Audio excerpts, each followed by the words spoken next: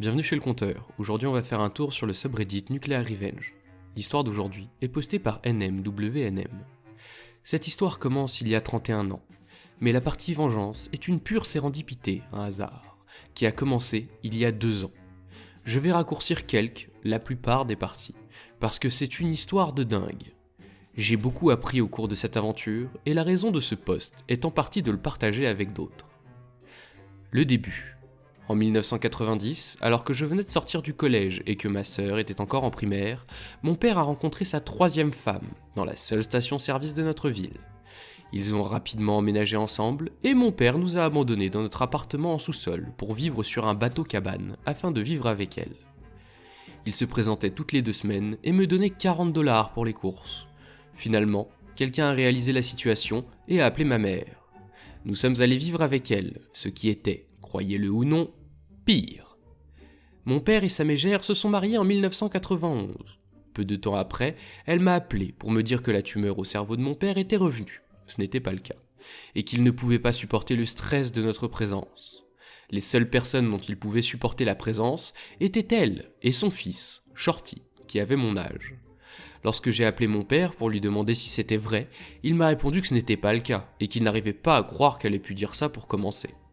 Ce fut l'une de nos dernières conversations, jusqu'à il y a 2 ans. Le milieu.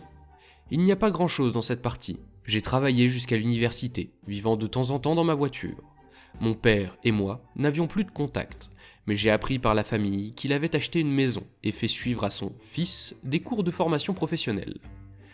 Quand ma grand-mère est morte, Shorty et Mégère sont arrivés en camion et ont pris tous les meubles et tout ce qui n'était pas attaché ou déjà pris. Finalement, je n'ai plus eu de contact avec ce côté de la famille de mon père. J'ai lutté pendant des années, des décennies en fait, mais je m'en suis sorti, et j'ai un bon travail et une bonne famille maintenant. La meilleure vengeance, c'est de bien vivre, non ? L'échauffement avant la fin. Il y a 2 ans, en octobre 2019, j'ai reçu un appel du frère de mon père, Allen. Il m'a dit que mon père était dans une maison de repos, dans un autre état. Génial, et que je devais aller le voir parce qu'il avait besoin de mon aide. Hein ? Shorty l'avait ghosté. La maison de repos, par coïncidence, était à environ 20 minutes de chez moi. J'ai vu une opportunité et j'y suis allé. Les retrouvailles ont été décevantes. Je ne voulais pas faire amende honorable, mais je voulais entendre comment il s'est retrouvé largué et tout seul dans un autre état. Et c'était une très bonne histoire. Mégère a eu un cancer du poumon et a mis mon père dans une maison de repos avant de mourir en 2017. Elle a souffert et j'étais heureuse de l'apprendre, mais triste que ce ne soit pas un cancer du cul. Shorty est devenue le représentant par procuration de mon père quand elle est morte, et avait rendu visite à mon père, vécu dans la maison de mon père avec ses 2 enfants, et pris soin des affaires de mon père depuis la mort de sa mère. Mais maintenant, il était absent, et mon père s'inquiétait pour lui. Il m'a demandé de faire 1h30 de route pour aller chez lui et vérifier que tout va bien. C'est tout ce qu'il voulait. Il ne m'a même pas demandé comment j'allais. J'ai accepté d'y aller. Je pensais que c'était par curiosité morbide. Je n'avais jamais été dans la maison de mon père. Je voulais voir où il avait vécu avec sa vraie famille pendant 30 ans. Je voulais voir ce qu'aurait pu être ma vie. C'était 50 nuances d'une hutin d'horreur. L'herbe n'avait pas été coupée de tout l'été. On ne pouvait pas atteindre la porte d'entrée à cause des broussailles. Il y avait 3 pick-up dans la cour. 2 étaient pleins d'ordures. Cabine, benne et siège arrière. Juste des ordures. Courrier, vêtements, papiers, chaussures, sacs poubelles. Je ne pouvais pas comprendre. Le SUV de mon père, adapté aux handicapés, avait ses 4 roues à plat et était plein d'ordures lui aussi. Je n'avais pas de clé, alors j'ai fait le tour en marchant. D'après les fenêtres par lesquelles j'ai pu regarder, l'intérieur était en désordre et entassé à mort. Sur la porte d'entrée et celle du garage, il y avait des dizaines d'avis de la ville indiquant qu'ils allaient condamner l'endroit. Le garage était également encombré. Des boîtes et des boîtes empilées les unes sur les autres, la plupart pourrissant à cause de la pluie. La cour était pleine d'ordures, des décorations de Noël cassées, d'autres chaussures, des outils rouillés, de vieux jouets. Il y avait une lettre dans la boîte aux lettres, l'informant que puisque la maison était abandonnée, le courrier ne serait plus distribué.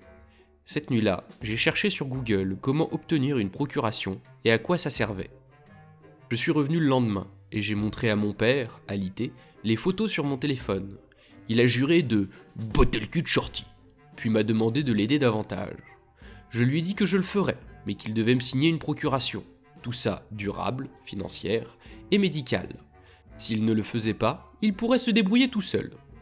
Il a accepté, et j'ai donc entrepris de trouver un avocat qui se rendrait dans un autre état pour remplir la paperasse dans la maison de repos. Béni soit cet avocat pour être si bon dans son travail, parce que tout ce que j'ai fait, c'est lui dire ce que je savais, et il a composé une procuration à toute épreuve. C'était plein de choses dont je ne savais même pas que j'aurais besoin. Il a aussi rempli la paperasse pour révoquer la procuration de Shorty. Et maintenant, je suis inarrêtable. Nous venons d'une petite ville rurale, et c'est le genre d'endroit effrayant et enclavé qui, peu importe combien de temps tu es parti ou à quelle distance tu es allé, quand tu y retournes, tu vois quelqu'un que tu connais. Même si vous ne savez pas que vous les connaissez. C'est comme jouer à 7 Degrees of Everybody, tout le temps. C'est étouffant, mais ça peut aussi être utile. Le début de la fin. Je suis arrivé au travail le lendemain matin. Je ne savais pas à quel point la terre serait brûlée quand j'aurais fini, et je ne voulais pas que Shorty ou quelqu'un de sa famille prolifique et consanguine essaie de me trouver. Alors je me suis assuré que rien de ce que je faisais ne portait mon nom. J'ai ouvert un compte Google pour mon père et obtenu un numéro Google. J'ai ouvert une boîte postale pour lui dans sa ville. J'ai rempli un avis de réexpédition du courrier. J'ai consulté son rapport de crédit. J'ai apporté la procuration à la banque de la petite ville de mon père, changé l'adresse sur ses comptes et obtenu de nouveaux numéros de compte. J'ai demandé des copies de toutes les transactions effectuées depuis le jour de la mort de Mégère, soit environ 13 mois. Le lendemain, j'ai dû me rendre à la succursale principale à 2 heures de chez moi pour récupérer les dossiers. Je suis resté assise tout l'après-midi dans le hall à examiner le compte. J'ai coincé un représentant du service et j'ai eu droit à un cours intensif sur ses débits et ses dépôts. C'est là que j'ai compris l'étendue de la stupidité stupéfiante de Shorty. Mon père touchait environ 5 000 $ par mois en invalidité et en sécurité sociale. 2 fois par semaine, Shorty allait dans une agence et retirait de l'argent, tout en liquide. Pendant 13 mois, et chaque fois qu'il le faisait, en tant que représentant, il devait signer un formulaire indiquant qu'il agissait au nom de mon père, et ce formulaire était notarié par la banque. J'ai passé en revue tous les retraits, et j'ai fait confirmer par la banque que chacun d'entre eux avait été effectué par Shorty. Je suis allé à la maison et j'ai appelé un serrurier. Je savais que c'était dans un sale état, mais je n'avais aucune idée de ce qui m'attendait là-bas. Il a ouvert la première porte, et la puanteur s'est répandue comme un banc de brouillard. On a tous les deux étouffé. 2 serrures plus tard, j'étais tellement gêné par ce qu'il avait dû voir et sentir que je lui ai donné un pourboire de 60 $. Et avec de nouvelles clés brillantes en main, j'ai appelé les flics. Je leur ai dit que j'étais la représentante de mon père, que je vérifiais sa maison et qu'il y avait 3 véhicules qui ne lui appartenaient pas. Il m'a demandé si je savais à qui ils appartenaient. J'ai répondu que non, que je voulais les faire enlever. Il m'a dit d'appeler une fourrière et qu'il les rencontrerait sur place. Ils sont arrivés avec 2 dépanneuses. Le gars de la dépanneuse est sorti et m'a demandé une signature. Je n'ai signé que mon prénom. Pendant que je signais, il a demandé « Connaissez-vous Shorty ?»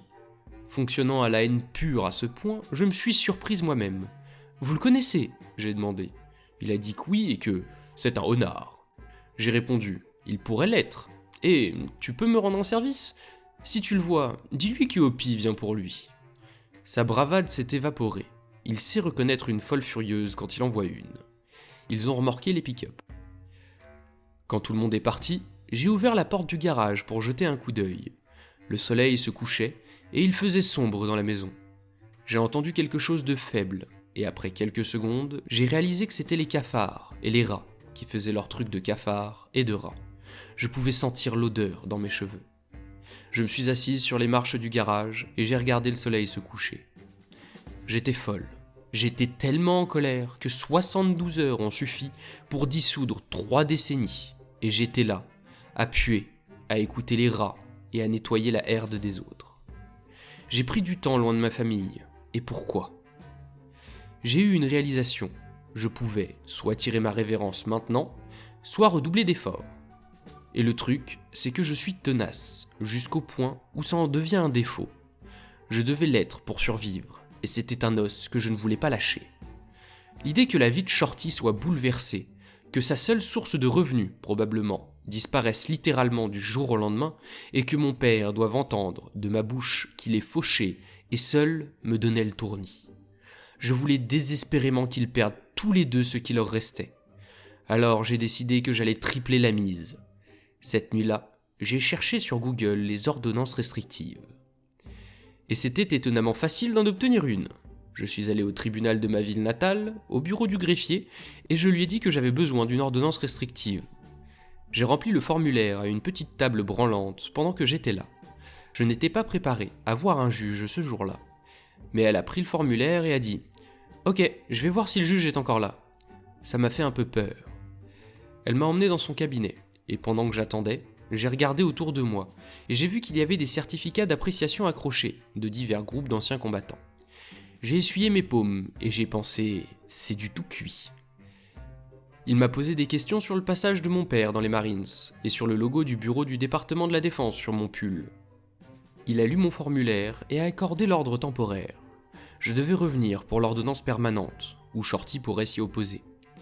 Puis je suis rentré chez moi, et j'ai fait des recherches sur les entreprises spécialisées dans les déchets biologiques, et les lois sur la maltraitance des personnes âgées dans mon état.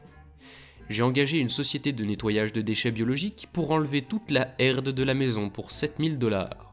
J'aurais payé le double. Ils ont trouvé le chien momifié de mon père sous des boîtes à pizza dans la chambre principale. Ils m'ont envoyé des photos et ont récupéré quelques papiers. Shorty a reçu la convocation pendant ce temps et une audience a été fixée. Je me suis mis au travail, à collecter et à documenter la herde de la maison. J'ai fait des photos et des tableaux de calcul et des calendriers avec des références croisées parce que, bordel, maintenant ils avaient toute mon attention.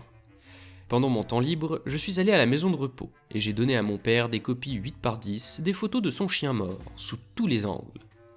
Avant le tribunal, je suis allé au poste de police voisin et leur ai dit que je voulais signaler un crime de maltraitance envers les personnes âgées.